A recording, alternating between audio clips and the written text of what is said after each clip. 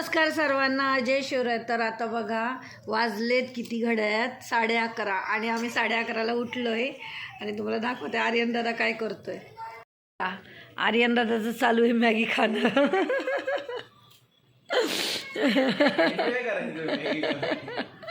आर्यन दादा एन्जॉय करतोय मॅगी खाऊन. काय कारण की असं झालेलं आहे, रात्री झाला आर्यन दादाला यायला उशीर.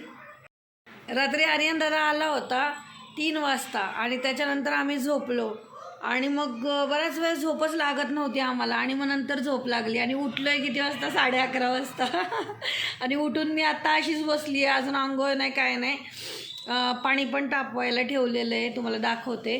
आमचं पाणी तापते आणि सगळं अजून क्लीन चिट आहे, काहीच केलेलं नाही आहे.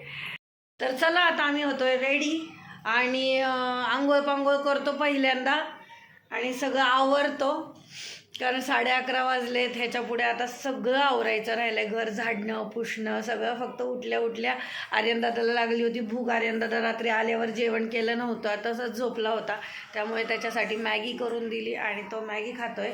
त्याच्यानंतर मला सगळं आवरायचं आहे. बेडरूममध्ये पसारा जर तुम्हाला इथून दिसत असेल तर बघा तसाच पडलेला आहे सगळा बेडवर. आम्ही झोपून उठून इथे येऊन बसलो आहे, फक्त चहा घेतला आहे. म्हटलं चला थोडासा मिनी ब्लॉग बनवूया म्हणून बनवला होता.